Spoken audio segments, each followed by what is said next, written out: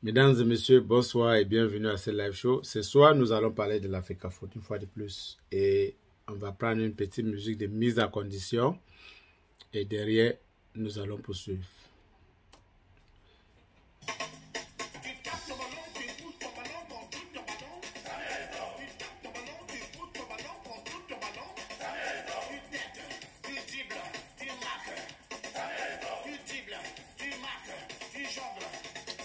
Connectez-vous, nous allons parler de l'Africa Foot ce soir, ou précisément du président de l'Africa Foot ce soir. C'est beaucoup plus de l'homme qu'il s'agit. On va parler de Eto'o ce soir.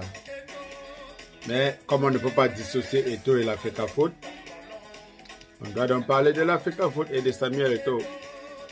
Connectez-vous.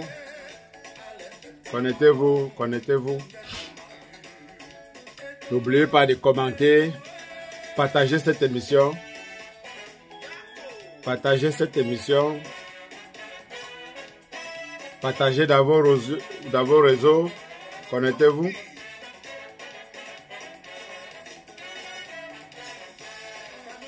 N'oubliez pas de liker en même temps l'émission pour la protéger.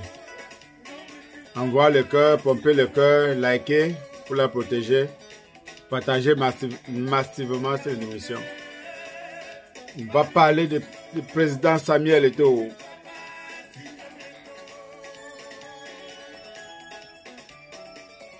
Africa, Cameroun.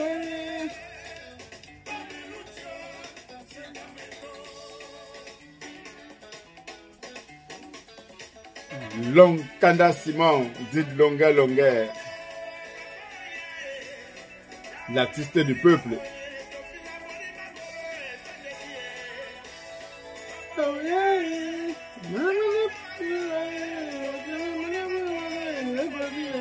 Tape ton ballon contre ton ballon. Connectez-vous. Bonsoir à tous les abonnés côté Facebook.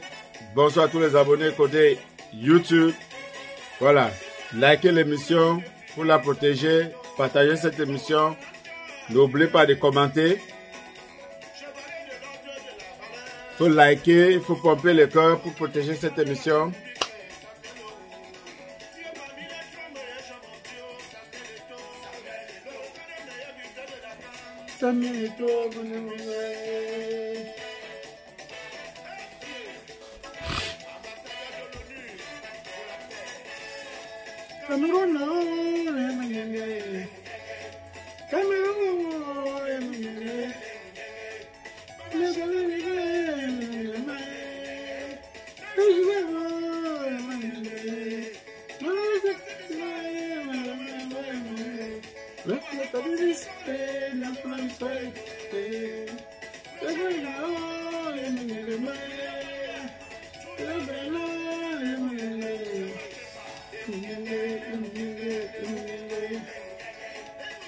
Voilà, mesdames et messieurs, nous allons partir. On peut laisser Lonkana Simon en fond sonore pour meubler l'émission. Voilà. Mesdames et messieurs, une fois de plus, bonsoir. Je m'appelle Vincent Kamini. Je vais vous entretenir ce soir par rapport à un sujet qui a longtemps fait le show gras. Et on va parler de M. Samuel Eto'o fils. Et je ne sais pas s'il veut dire son ancien ennemi, ancien ami et encore une fois de plus ennemi ou ami. Je ne sais pas de quel côté le situer. On va parler de M. Jean-Bruno Tagno. De prime abord, il faut noter que Jean-Bruno Tagno est un journaliste camerounais talentueux. L'un des meilleurs de sa génération. Et c'est un monsieur qui est qui fait des critiques constructives depuis un certain nombre de temps. Donc, il n'a pas commencé aujourd'hui, il n'a pas parlé de l'Africa Foot seulement aujourd'hui, mais c'est vrai que depuis qu'il parle de l'Africa Foot, la plupart du temps, ça concerne Eto'o fils. Il parle beaucoup plus de l'Eto'o fils que de l'Africa Foot, de la gestion de l'Africa Foot même, parce que même à l'époque, quand il avait écrit son livre, Pour ceux qui ont lu ce livre-là, vous allez toujours voir que Eto'o-Fils revient. Et depuis que Eto'o-Fils est devenu président de l'Africa Foot il y a 2 ans, beaucoup de gens, avec l'avènement des réseaux sociaux, ont su qu'il y a une entité qui existe au Cameroun qu'on appelle l'Africa Foot. Parce qu'avant Eto'o-Fils, il y a beaucoup de gens qui ne savaient pas qu'il existait au Cameroun une fédération de football qu'on appelait FECAFOOT. Et chacun part de ses idées, dit ce qu'il pense, dit du n'importe quoi, vérifier ou pas vérifier, l'essentiel est de faire des buzz pour certains. Voilà. Donc, depuis que Eto'o-Fils est devenu président, il a fait du bon travail, il faut qu'on dise de prime abord, il a fait du très très bon travail. Mais il a aussi fait des erreurs. Les erreurs du management qui peut, voilà, qui peut arriver. Mais je pense que ce qu'il a apporté de positif à l'équipe, pas à l'équipe, à la Fédération camerounaise de football, ce qui Eto'o-Fils a apporté de positif est beaucoup plus que ce qu'il a apporté de négatif. Maintenant, il y a quelque chose que les gens oublient. Eto'o-Fils, avant d'être président de l'Africa Foot, il est une star internationale. C'est un gars qui a joué dans des grands clubs, qui a gagné des trophées, c'est-à-dire qu'il est le meilleur joueur africain de tout le temps. Si on commence à citer les trophées d'Eto, une maison va être peut-être petite pour citer tout ce que Eto'o-Fils a eu comme trophée. Mais quand cela ne tient, on trouve qu'Eto'o-Fils prend beaucoup de place dans les médias. Je ne sais pas si je veux dire dans les médias, ou quand les Lions font des sorties, on pense qu'Eto'o-Fils, il est toujours là, on le montre, on le filme. Mais ce que je dis, est-ce qu'Eto'o-Fils demande au caméraman de lui filmer? Quand il est dans un stade, quand il est quelque part, est-ce qu'il demande qu'on le filme? Je ne pense pas. Oui, il a eu des gestes maladroits, comme après un match, il parlait aux joueurs avec les mains dans la poche. Moi, j'avais vraiment dit que ça, c'était du mépris. Et c'est inacceptable pour un président de fédération. Il faut respecter les gars. Et ce qui est malheureux, c'est que ces gars n'avaient même pas perdu ce match-là. Je crois que c'était le match contre le Burundi où ils avaient gagné 1-0, le premier match de qualification par rapport à la Coupe d'Afrique Côte d'Ivoire 2023. Donc ces gars n'avaient même pas perdu le match. Mais c'est vrai qu'ils n'avaient pas joué, ils n'avaient pas donné le meilleur d'eux-mêmes. Donc du coup, il était fâché. Je crois que à cette époque, il les a dit que personne n'avait sa place réservée dans cette équipe. Il avait avancé un certain nombre de propos, il avait menacé les gars. Et à la fin, quand les gars partaient à la Coupe du Monde, ça a été vérifié que chaque personne avait vraiment sa place dans cette équipe parce qu'il y a eu des gens qui ont été laissés en dehors de l'équipe et que jusqu'aujourd'hui, on ne nous a pas véritablement donné des explications. Donc, il y a certains aspects que Eto'o-Fils fait qui n'est pas bien, qu'il faut reconnaître et être honnête, de venir dire oui. Ici, il n'a pas bien fait. Mais d'autres aspects qu'il a bien fait, il faudrait qu'on reconnaisse aussi que oui, il a bien fait. La dernière fois, on parlait de la gestion de l'équipe nationale à l'époque. Beaucoup de gens n'ont pas compris Samuel Eto'o, moi le premier. Parce qu'à cette époque-là, à partir de 2009-2010, nous faisons des émissions dans des télévisions, des radios au Cameroun, où on critiquait, n'est-ce pas, l'équipe nationale, où on pensait que non, c'est Eto'o-Fils qui amenait tous les problèmes dans l'équipe nationale. Et jusqu'aujourd'hui, certaines personnes disent que depuis 2010 jusqu'aujourd'hui, que Eto'o-Fils, à partir du moment où il a pris le capitanat, jusqu'aujourd'hui, on dit qu'il rôde à côté de cette équipe et c'est ça qui cause des problèmes. Mais je pense que les gens n'ont pas compris. À cette époque-là, Eto'o-Fils combattait un système et il souhaitait que ses coéquipiers comprennent. Parce que lui, jouant dans des grands clubs, la manière qu'on gère les grands clubs, il voit comment les autres, le fonctionnement et tout. Et il vient chez nous, il voit qu'il y a l'amateurisme et tout ça. Et il dit aux joueurs, je pense que nous, on ne s'adresse pas à la bonne personne quand il faut faire des réclamations. Parce que les gars partaient toujours, les gars réclamaient toujours les primes, que l'Africafoot ne payait pas les primes, de ceci. Donc, que le gouvernement ne payait pas les primes, ne payait pas ceci, cela. Et Théophile leur disait que ce n'est pas là-bas où il faut aller chercher. Comme avait dit l'autre, ce n'est pas là-bas où il faut aller chercher. Il y a là où on peut aller chercher et obtenir plus. Mais les gens n'ont pas compris. Vous vous rappelez l'histoire du drapeau, et quoi, c'était par rapport à la Coupe du Monde 2014, et Tofis a refusé de prendre le drapeau, et Tofis est monté, et Tofis est descendu. Donc depuis presque 20 ans, Tofis rôde autour de l'équipe nationale, en tant que joueur et aujourd'hui en tant que dirigeant. Et ça est, pour beaucoup de gens, c'est que Tofis est trop présent. On le voit trop et les gens ne veulent pas qu'on le voit trop. Les gens font même des comparaisons en demandant est-ce que tu connais le président de la Fédération sénégalaise de football? Est-ce que tu connais le président de telle fédération? Machin. Mais sauf que ces présidents-là ne sont pas stars. Ces présidents-là ils n'ont pas fait ce que Etofis a fait au niveau du football en tant que joueur. Ce gars a écrit son nom. En tant que joueur, il a écrit son nom. Connectez-vous, le live est menacé, mettez les likes, le cœur, connectez-vous. Mettez les likes, le live est menacé. Please. Share, comment. Le live est menacé.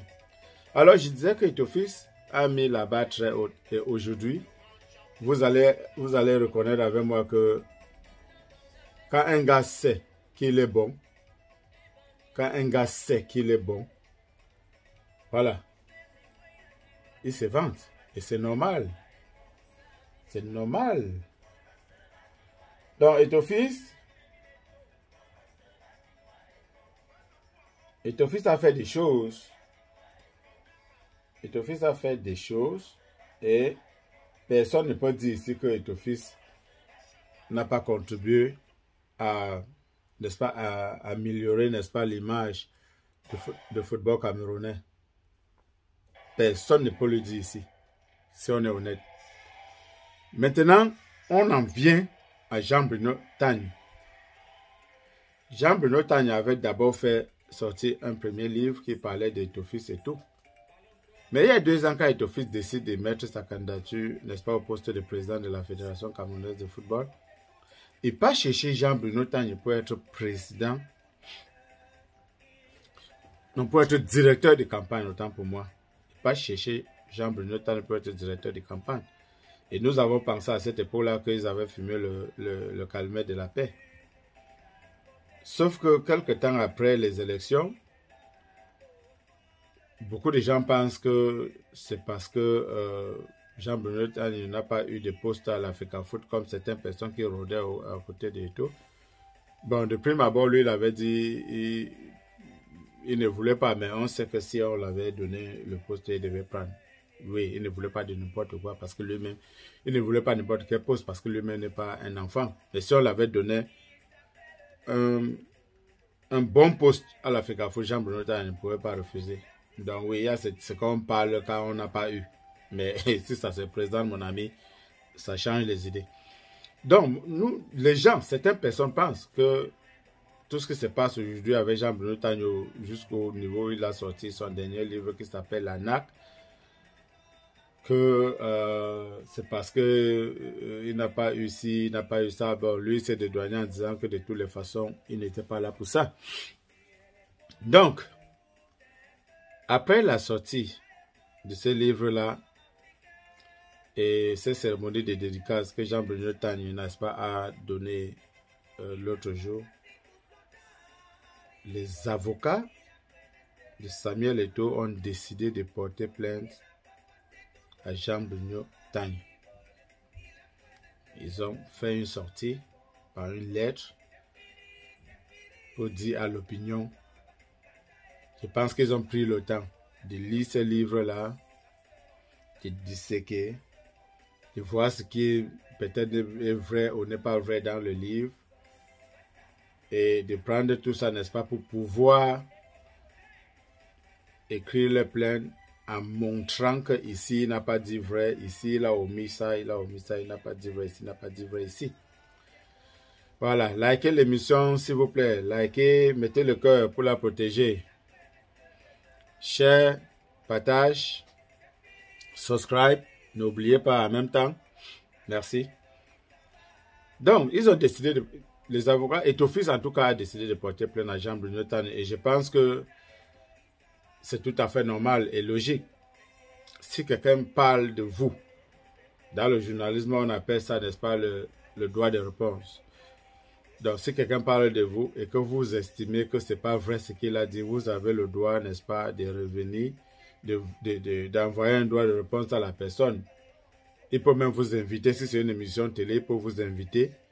Vous venez restituer la vérité, mais il faudrait que vous restituez effectivement la vérité, que ça ne soit pas le genre de droit de réponse qu'on a vu l'autre jour à Equinox sur droit de réponse, comme le nom de cette émission s'appelle, que le ministère de Recherche scientifique a envoyé par rapport à un propos qui avait tenu au plateau le docteur Aristide Mouno. Malheureusement, même dans les droits de réponse, ils n'ont pas été très clairs en montrant effectivement que oui, le docteur Aristide Mouno avait dit ça, et que c'est faux. Ils n'ont pas pu, même dans les droits de réponse, ils ont encore, je peux dire, menti. Je peux peut-être me tromper, mais on n'a pas vu l'exactitude des faits qu'ils voulaient parler avec. Donc, maintenant, la question qu'on se pose, est-ce que ces plaintes que Ethofis veut déposer contre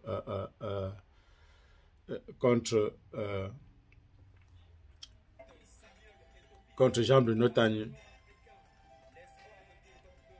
va marcher? Est-ce que vous pensez que ces plaintes-là, quelque chose va s'en sortir ou quelque chose va en sortir de là? Donc moi je pense que pour moi c'est tout à fait normal. Si vous parlez de moi et que moi j'estime que je ne suis pas d'accord avec ce que vous avez dit et qu'on ne peut pas s'asseoir et on s'échange pour dire ok, voilà, c'est là que vous avez dit n'est pas vrai, vous avez parlé de ça de moi, c'est pas vrai. Je souhaiterais que vous sortez, que vous repartez sur la même chaîne ou sur le même réseau et que vous dites que non, voici la vérité des faits. Et si vous ne pouvez pas le faire, c'est tout à fait normal que je porte plainte pour laver mon honneur. Donc je trouve que c'est tout à fait normal que Ethofis porte plainte et les tribunaux vont juger. Ils vont regarder la loi. Je pense que ça va forcément être diffamation. Il n'y aura pas quelque chose de trop grave là-dessus. C'est peut-être diffamation, propagation de fausses nouvelles.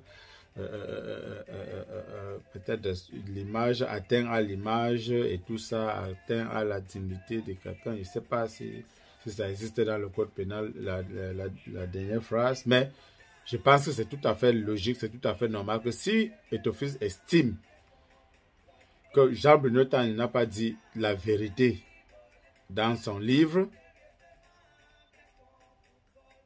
qui porte plainte, c'est de son droit, et que le tribunal puisse les départager. Si le tribunal dit que Jean-Bruno Tanya a raison, ok. Si on dit que Ethofis a raison, ok. Et celui qui perd le procès dédommage l'autre et puis la vie continue. Voilà. Donc, c'est cette information-là que l'on voulait porter à votre connaissance. Donc, d'ici les prochains jours, il y a un plainte qui va être déposé par les avocats de Samuel Eto'o contre M. Jean-Bruno Tanya par rapport à son dernier livre qui s'appelle Anak.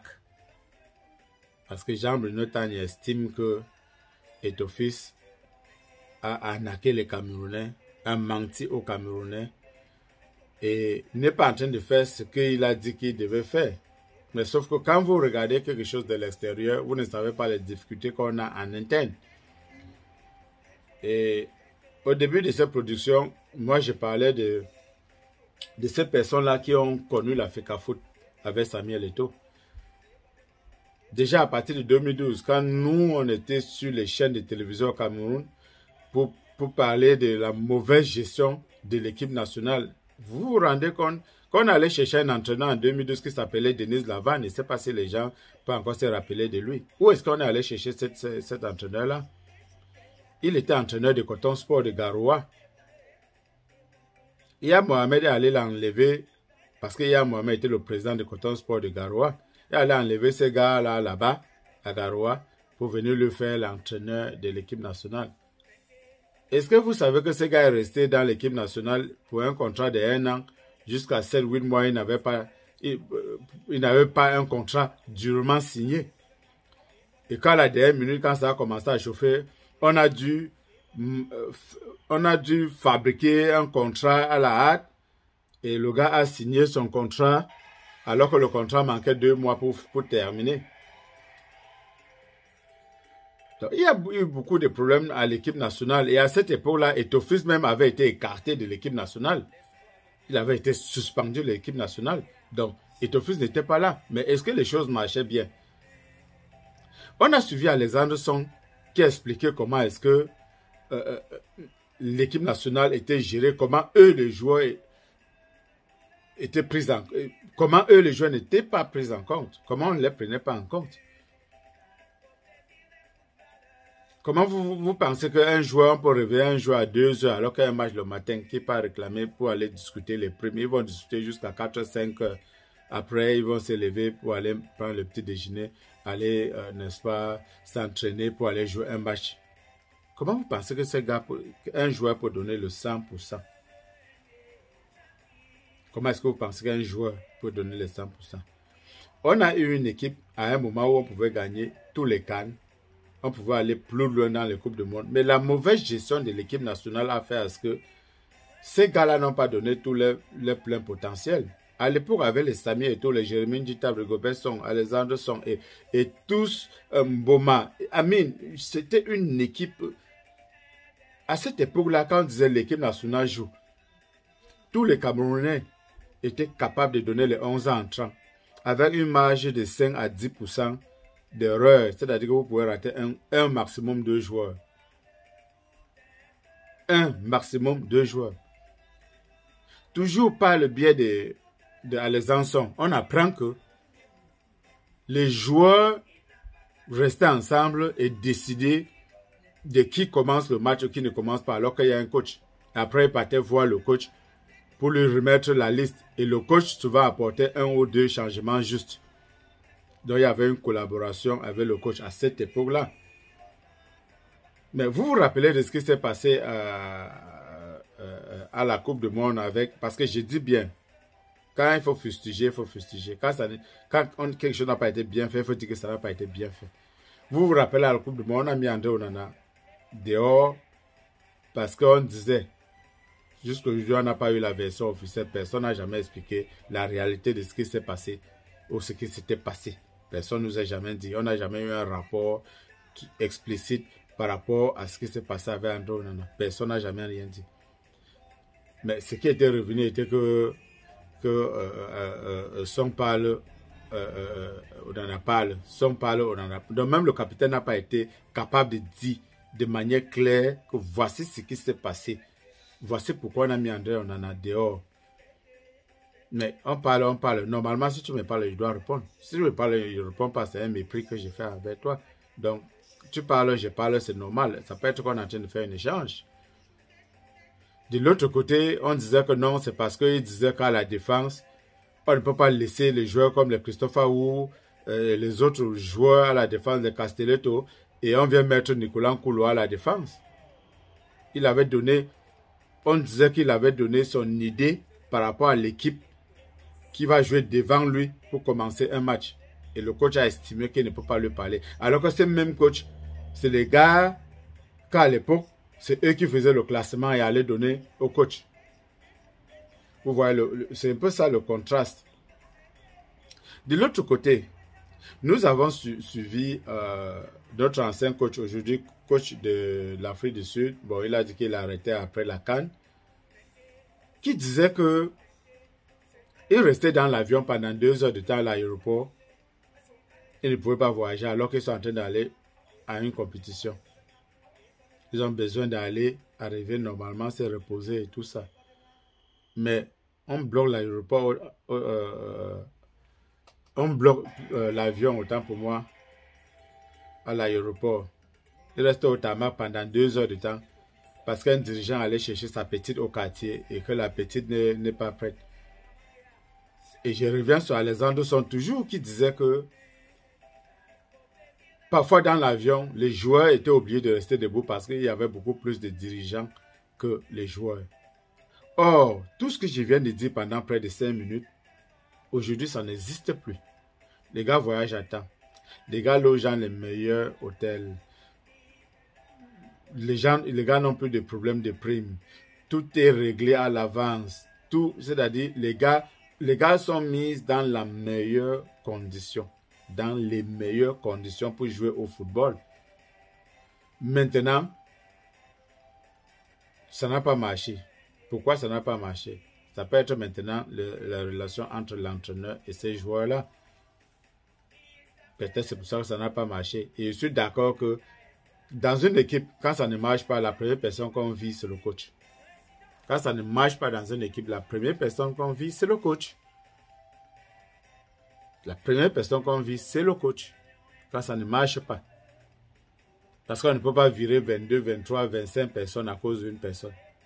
Donc c'est clair que Robertson n'a pas été à l'auteur du travail qu'on avait, dans le travail pour lequel il a signé. Pour ça, il n'a rien dit. Voilà, il n'a rien dit. Donc je pense que, oui, critiquons. Mais reconnaissons quand c'est bon. Et quand c'est mauvais, dites clairement que ici, c'est pas normal, ça n'est pas bon. Il faudrait qu'on essaie d'améliorer. Et quand c'est bien, dites aussi que ici, on a fait bien. Félicitations, continue de l'avant. Il faut savoir faire la part des choses, il faut mettre une balance. Parce que s'il n'y a pas la balance, ça ne serait pas bien. Ne restons pas seulement dans les critiques acerbes. Non, oh, c'est mauvais. Il ne faut pas toujours qu'on voit c'est mauvais, non. Il ne faut pas toujours qu'on voit qu'on voit toujours tout en noir, c'est pas bon. Essayons d'accepter parfois quand quelque chose est fait, avoir l'honnêteté de dire oui, ici là ça a été bien fait et ici ça a été mal fait. C'est aussi ça, être un homme et être un critique. Nous sommes des critiques. Mais on fait dans la critique positive, pas critiquer pour critiquer. On ne critique pas pour critiquer. Voilà. Donc, l'information ce soir, c'est que M. Jean-Bruno Tagne doit répondre devant la loi camerounaise. C'est les avocats d'Etofis qui ont dit ça. Ce n'est pas Vincent Kamini qui le dit. Ils disent qu'ils vont porter plainte à M. Jean-Bruno Tagne par rapport à son livre Anna, que ce livre-là contient beaucoup de contre-vérités, pour ne pas dire de mensonges. Donc, on attend voir d'ici là comment est-ce que cette affaire va aller et on a hâte de voir ce que la justice camerounaise va décider par rapport à ça. Mesdames et messieurs, merci beaucoup. C'est tout pour ce soir et à très bientôt. Je vous aime. On va continuer à suivre la musique un peu. On va continuer à suivre la musique. Voilà. On a terminé avec l'émission. Voilà, on passe juste un petit bout de temps. On écoute la musique. Voilà. Juste pour terminer avec l'émission. Je vous dis merci, merci, merci. Et à très bientôt. Je vous aime. Bye bye.